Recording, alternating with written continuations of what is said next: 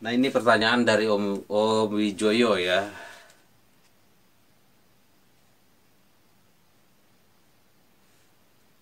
Kalau dia ada dua dua pertanyaan ya, tapi gimana ya, bikin sekaligus atau satu-satu ya?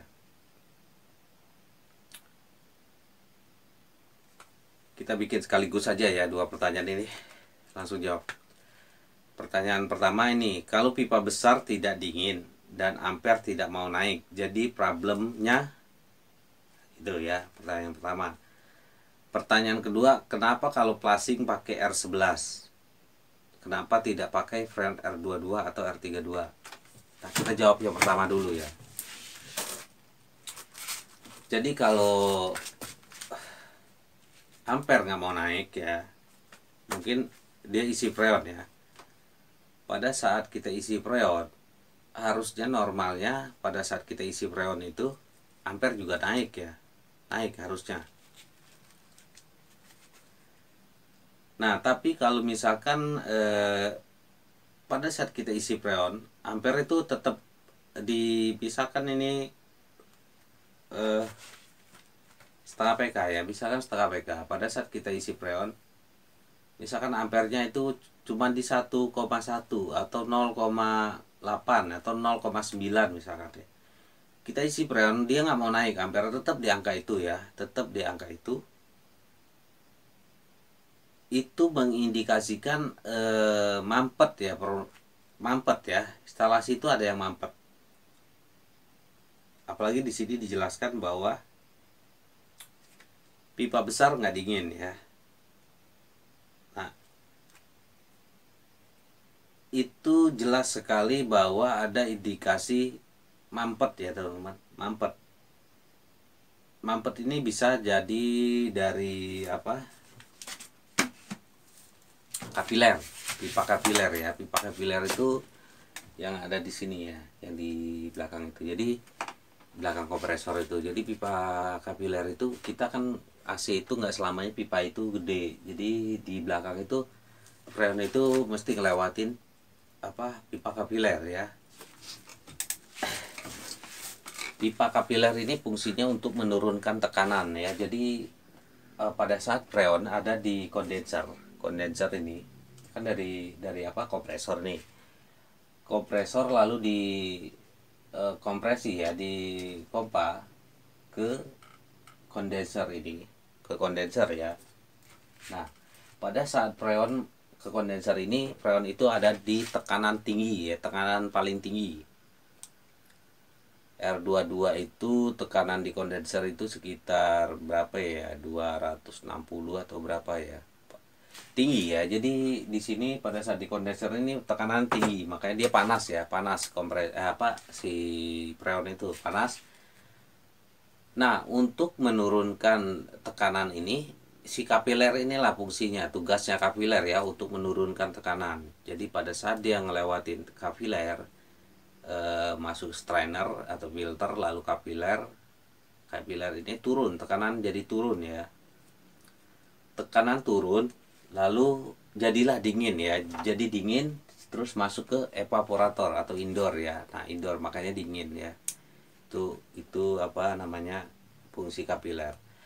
Nah, karena kecil, kapiler ini ada rawan sekali untuk mampet atau buntu ya. Jadi kapiler itu kecil ya, segede kabel gitu.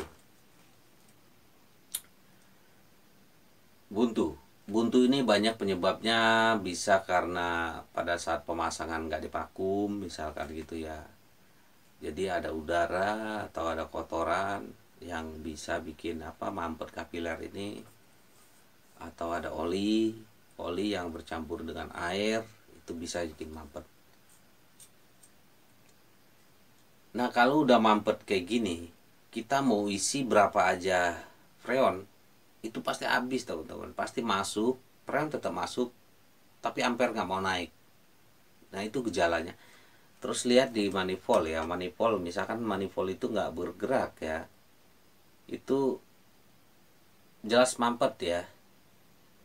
Terus ada lagi misalkan kapilernya itu manifold itu naik turun naik turun. itu mengindikasikan bahwa kapiler itu mampet, tapi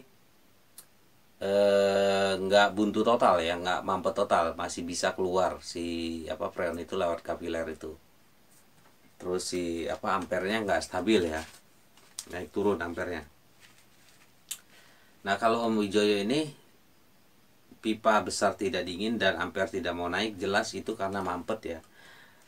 Lalu selain kapiler, bisa jadi ada pipa yang tertekuk ya, pipa instalasi ini. Pipa instalasi ini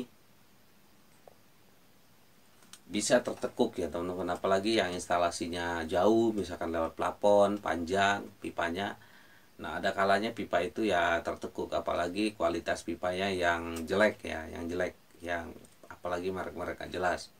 Nah kalau udah tertekuk, patah itu freon nggak bisa lewat ya, nggak bisa ngalir.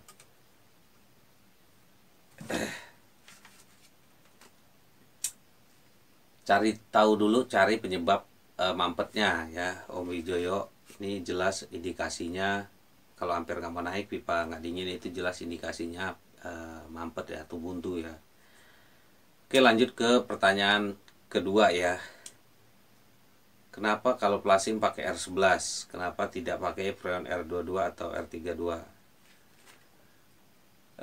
R11 itu sebenarnya juga sama refrigeran atau freon, tapi fungsinya beda. Kalau R11 ini untuk plasing ya, untuk membersihkan instalasi. Kenapa mesti pakai R11? Karena R11 ini sifatnya itu kayak gimana ya, kayak thinner gitu ya, kayak bensin mungkin ya, kayak thinner, kayak bensin gitu. Jadi dia mampu merontokkan kerak-kerak oli yang ada di instalasi di dalam pipa itu ya. Jadi di dalam pipa itu misalkan ada oli-oli nempel, nah itu dilewatin freon R11 itu bisa rontok ya, bisa rontok. Nah kenapa nggak pakai R22 atau R32? Karena sifat R32 ini nggak merontokkan oli ya, jadi dia nggak mampu untuk membersihkan sisa-sisa oli kotoran yang ada di pipa itu, nggak bisa. Ya mungkin bisa aja, tapi butuh berapa banyak, kita akan boros ya. Kalau pakai freon itu sendiri akan boros, karena isi harus dibuang gitu ya, boros sekali kalau pakai freon itu, dan hasilnya juga nggak maksimal.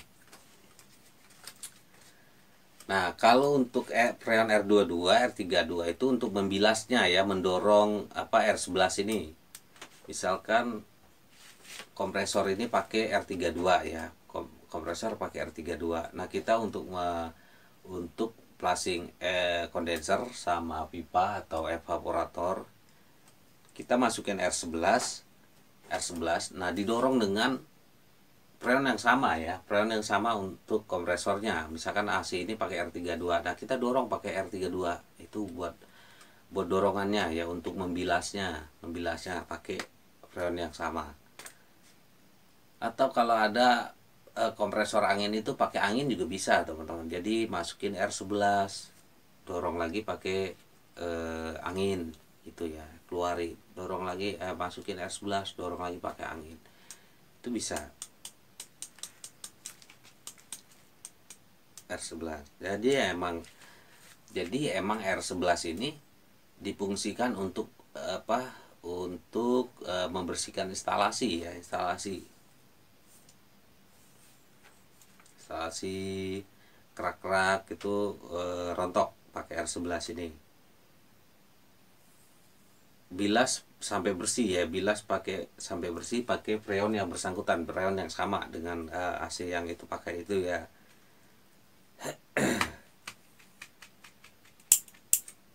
Oke, mungkin itu aja kali ya. Jadi kenapa nggak pakai freon R22 atau R32? Fungsinya beda ya teman-teman, fungsi dan sifatnya beda ya. Kalau R11 emang peruntukan untuk membilas, kalau R32, R22, R22, R40 itu emang bukan buat membilas ya, bukan buat membersihkan instalasi pipa.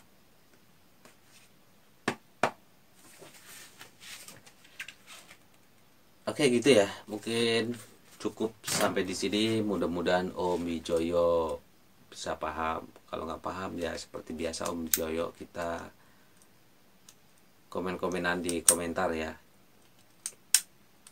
Sorry kalau baru balas pertanyaannya. Jangan ngambek ya Om Wijoyo. Oke, terima kasih ya Om Wijoyo dan teman-teman yang lainnya.